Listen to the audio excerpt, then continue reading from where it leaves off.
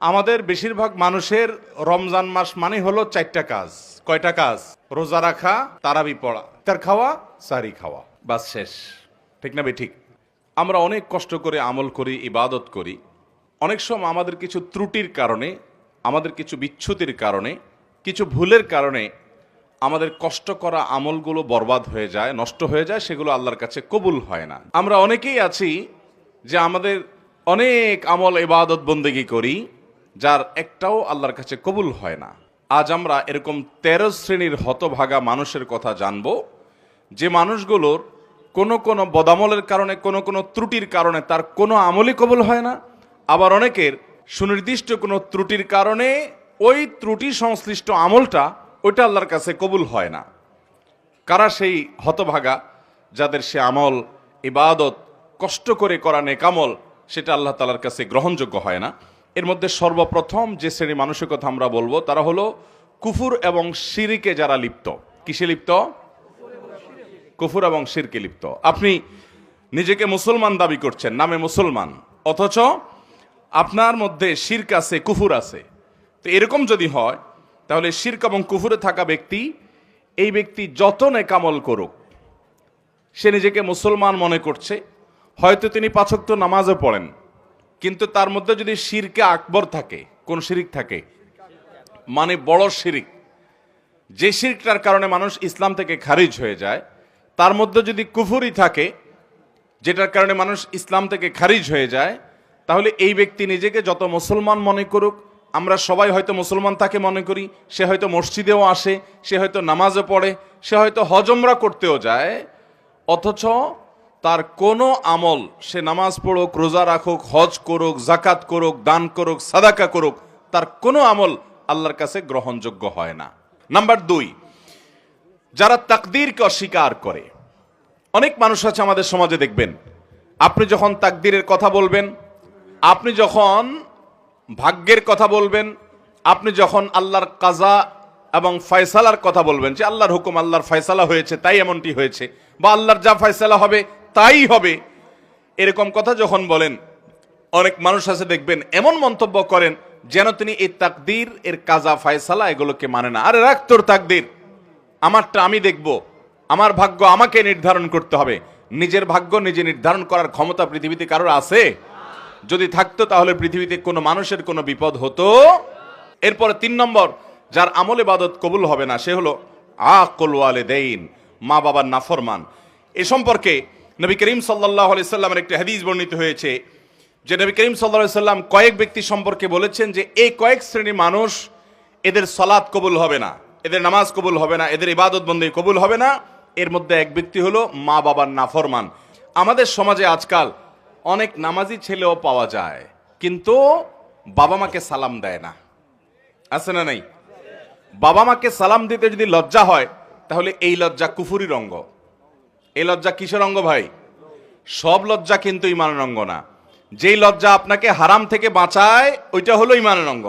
আর যেই লজ্জার কারণে আপনি ভালো কাজ করতে পারেন না, নেকামল করতে পারেন না, জড়তা তৈরি হয়, বুঝবেন এটা শয়তান তৈরি করছে, এটা ঈমানের অঙ্গ না, এটা কুফুরির অঙ্গ। ওই লজ্জাকে জয় করতে হবে, সে লজ্জাকে কি করতে হবে? অতএব বাবা মাকে সালাম দেব তো ইনশাআল্লাহ, ভাই বোনকে সালাম দেব তো ইনশাআল্লাহ। অনেক ভাই আছেন আমাদের, তিনি খুব ইনোসেন্ট মানুষ, খুব ভদ্র মানুষ, খুবই সভ্য মানুষ, আখলাকি মানুষ, সবার কাছে ভালো, কিন্তু মা বাবার কাছে আসলে সবচেয়ে বেয়াদব। আছে না নাই? ভাইরা আমার, আমাদের তরুণ প্রজন্মের এরকম দুরবস্থা চলছে আজকাল, যে তরুণদেরকে যদি জিজ্ঞাসা করা হয়, আল্লাহর জমিনে চোখ বন্ধ করে কিছু হোক বা না হোক, চুন থেকে নুন খসলেই যাকে ঝাড়ি দেওয়া যায় তার নাম কি? মা। সন্দেহ আছে কোনো? আমাদের যুবকদের কাছে এটা এখন ডালভাত হয়ে গেছে না, যে অন্য কোথাও ঝাড়ি না চললেও যাকে ঝাড়ি দেয় তিনি কে? মা। আহা, যে লোকটাকে সবচেয়ে বেশি শ্রদ্ধা করার কথা, যে লোকটা তার কোনো প্রকার কষ্ট হতে পারে এমন কোন শব্দ পর্যন্ত উচ্চারণ করা নিষিদ্ধ, সে লোকটার সামনে সবচেয়ে বেশি দুর্ব্যবহার। মা বাবার যারা নাফরমানি করে, মা বাবা বলে ডানে যাও, সে যায় বামে। মা বাবা যদি কোনো নির্দেশ করেন, এবং সেই নির্দেশ যদি আল্লাহর কোনো নির্দেশের খেলাফ না হয় সরাসরি, তাহলে সেই নির্দেশ মানা সন্তানের জন্য ওয়াজিব। সেটা সন্তানের জন্য মানা কি আবশ্যক। সেটা না মানলে আপনি গুনাহগার হবেন। অনেক ভাই আছেন অন্য সব দিক থেকে ভালো, কিন্তু মা বাবার কথা মানেন না, মা বাবার নাফরমানি করেন, মা বাবার বেয়াদবি করেন। আব্দুল্লাহ ইবনে আব্বাস রাদিয়াল্লাহু তাআলা বলেছেন, তুমি তোমার বাবার সামনে জামা ঝাড়া দিয়েছো, এরকম করে জামা ঝাড়া দিয়েছো, ঝাড়া দিয়ে শুধু ধুলা পরিষ্কার করছো, তুমি বেয়াদবের খাতায় নাম লেখাইছো। কারণ তোমার এটা বাবা মার নাফরমানি, হুকুকুল ওয়ালিদাইনের অন্তর্ভুক্ত। ভাইরা আমার, আমাদের শরীরের চামড়া দিয়ে যদি আমরা বাবা মাকে জুতো বানাই দেই, আল্লাহর কসম তারপরও তাদের ঋণ শোধ হবে না। তাদের ঋণ আপনি শোধ করতে পারবেন না। আপনার বাপ অনেক খারাপ, আপনার মা অনেক খারাপ, আপনার কিছু করে না, তারা আপনার আরেক ভাইয়ের দিকে খেয়াল রাখে, আপনার দিকে খেয়াল রাখে না, আপনার শত বিচার থাকতে পারে, শত অভিযোগ থাকতে পারে, শুধু আপনার দুনিয়া আসার কারণ এবং মাধ্যম যে তারা হয়েছেন, এই ঋণটা সারা জীবন আপনি আদায় করে শেষ করতে পারবেন না। আল্লাহ তাআলা আমাদেরকে মা বাবার আনুগত্যকারী, মা বাবার হুকুম মান্যওয়ালা সন্তান হওয়ার তৌফিক দান করুন। মা বাবার অনুগত সন্তান হব তো ইনশাআল্লাহ। বাবা মার সামনে মাথা থাকবে নিচু, ভাইরা মাথা উঁচু হবে না। যদি কখনো জোরে কথা হয়ে যায়, দেরি করবেন না, সাথে সাথে পা জড়িয়ে যেভাবে হোক চোখের পানি ফেলে মাপ চেয়ে নেবেন। আপনার সন্তানদের সামনে, আপনার স্ত্রীর সামনে যদি জোরে কথা বলেন, তো আপনার স্ত্রী সন্তানের সামনে আবার মাপ চাবেন, ঠিক আছে তো ইনশাআল্লাহ? তাদের সামনেই আবার মাপ চাবেন। ভাইরা আমার, মানুষ হিসেবে আমাদের অনেকেরই হয়, আমার আব্বা আম্মার সাথে যদি কখনো আমার জোরে কথা বলা হয়ে গেছে এরকম মনে হয়, যদি আমি কারোর সামনে করেছি তাদের সামনেই আবার তৎক্ষণাৎ যখন একটু হুঁশ ফিরে আসছে, কি করলাম আমি, সাথে সাথে চোখের পানি ফেলে মাপ চাওয়ার এই অভ্যাস সারা জীবন আমি ধরে রাখছি। 4 নম্বর, দান করে যে খোঁটা দেয় তার ওই দানটা কবুল হয় না। অন্যান্য আমল কবুল হয়, কিন্তু দানের আমলটা কবুল হয় না যে দান করে কি করে, খোঁটা দেয়। 5 নম্বর, ওই কপাল পোড়া এবং হতভাগা মানুষ যার কোনো আমল ইবাদত কিছুই কবুল হবে না, সে হলো নবী করিম সাল্লাল্লাহু আলাইহি সাল্লামের শহর মদিনায় মুনাওয়ারায় যে হারামে যে ফাসাদ সৃষ্টি করে, ফিতনা সৃষ্টি করে, অশান্তি সৃষ্টি করে, হাঙ্গামা করে, গন্ডগোল ফাসাদ করে। নবী করিম সাল্লাল্লাহু আলাইহি সাল্লামের হাদিস বর্ণিত হয়েছে বিষয়ে সহিহ বুখারীতে, তিনি বলেছেন, এই মদিনা মান আহদাসা ফিহি হাদাসান, এখানে যে ব্যক্তি কোনো দুর্ঘটনা ঘটাবে, আও আওয়া মুহদিসান, অথবা এই মদিনায় কোনো দুর্ঘটনাকারীকে যে ব্যক্তি আশ্রয় দান করবে, ফাআলাইহি লাআনাতুল্লাহ ওয়াল মালাইকাতি ওয়ান নাসি আজমাইন, ওই ব্যক্তির উপর আল্লাহর লানত, ফেরেশতাদের লানত, সমস্ত মানুষের লানত বর্ষিত হয়। এবং লা ইকবালু মিনহু ইয়াউমাল কিয়ামাতি সালাতুন ওয়া সরফুন ওয়ালা আদলুন, কিয়ামতের দিন তার কোন আমল আল্লাহর কাছে কবুল হবে। তাহলে 5 নম্বর আমরা পেয়ে গেলাম, যে ব্যক্তি মদিনায় মসজিদে নববীতে, বা মসজিদে নববী শুধু নয়, হারামের যে এরিয়া মদিনাতে, এই এরিয়ার মধ্যে যে ব্যক্তি অশান্তি সৃষ্টি করে, ফাসাদ সৃষ্টি করে, এই ব্যক্তির আমল ইবাদত কিছু কবুল হয় না। নাম্বার 6, 2 ভাই আপন, তারা যদি নিজেরা ঝগড়া লিপ্ত হয়, গন্ডগোল ফাসাদ মারামারিতে কাটাকাটিতে লিপ্ত হয়, তো এই 2 জনের ইবাদত কবুল হয় না। 7 নম্বর, ওই একই হাদিস যেটি ইবনে মাজাহ বর্ণিত হয়েছে যে 3 ব্যক্তির নামাজ তাদের মাথার উপর ওঠে না, তাদের মধ্যে আরেক ব্যক্তির কথা 7 নম্বরে বর্ণিত হয়েছে, সে হলো সেই ইমাম, যে ইমাম মানুষের ইমামতি করে অথচ মানুষ তার উপরে যুক্তিসঙ্গত কারণে অসন্তুষ্ট। এরকম অনেক ইমাম আছে না নাই? এখানে বড় ইমামতের ইমামও হতে পারে, ছোট ইমামতের ইমামও হতে পারে। বড় ইমামতের ইমাম মানে রাষ্ট্র শাসক, শাসন করে, কোন অঞ্চলের শাসন করে, যে কোনো পর্যায়ের শাসক। আর ছোট ইমামতের ইমাম মানে হলো ওয়াক্তিয়া নামাজের ইমামতের ইমাম। যে কোনো ইমাম হোক না কেন, তিনি নেতৃত্ব দিচ্ছেন, তিনি মানুষের নেতা হয়েছেন, তিনি ইমামতি করছেন, অথচ যারা তার পিছনে অনুসরণ করছেন তারা যুক্তিসঙ্গত কারণে তার উপর অসন্তুষ্ট। 8 নম্বর হলেন ওই নারী, যেই নারী রাত্রি যাপন করেছেন অথচ তার স্বামী তার উপরে যৌক্তিক কারণে অসন্তুষ্ট। অযৌক্তিক কারণে স্বামী অসন্তুষ্ট হলে ওইটার কারণে স্ত্রীর আমল ইবাদত কবুল হবে না, ব্যাপারটা সেরকম নয়।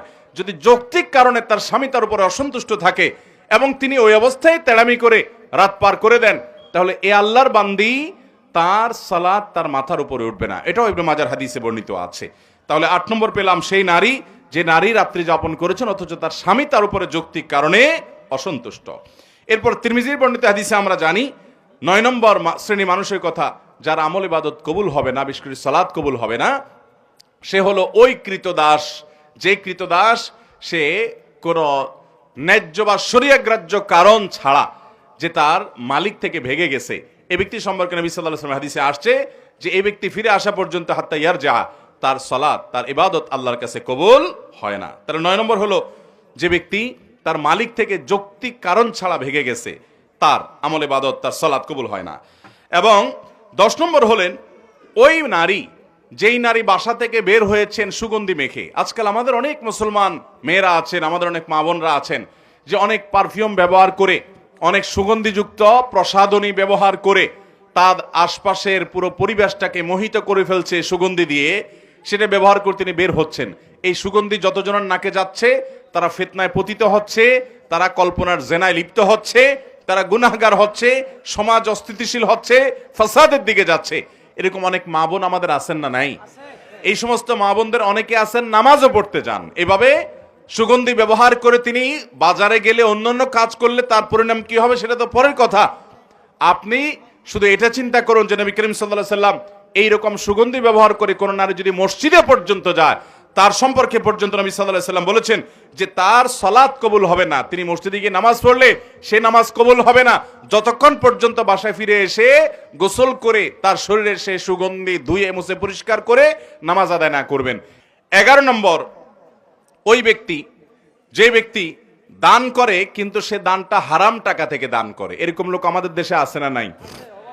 এটা হলো 11 নম্বর। 12 নম্বর হলো ওই মুসল্লি, ওই নামাজি, যে নামাজি ব্যক্তি নামাজ পড়ে পবিত্রতা ঠিক ঠিকানা নাই, পবিত্রতা ঠিক মতো করে না, সুন্দরভাবে করে না। বিশেষ করে শীতের সময় আসলে দেখবেন আমাদের অনেক ভাই আছেন নামাজের জন্য অজু করেন, কিন্তু অজু এত তাড়াহুড়ো করে করেন যে কোনোর এখানে শুকনা থাকে, গোড়ালির ওখানে শুকনা থাকে, আঙ্গুলের চিপায় শুকনা থাকে, কানের লতির এখানে শুকনা থাকে। আসেনি নাই? নবী করিম সাল্লাল্লাহু আলাইহি সাল্লাম বলেছেন ওয়াইলুল লিল আকাবি মিনান নার, তোমাদের পায়ের গিরা গোড়ালি এগুলোকে জাহান্নামের আগুন থেকে বাঁচাও। তার মানে কি?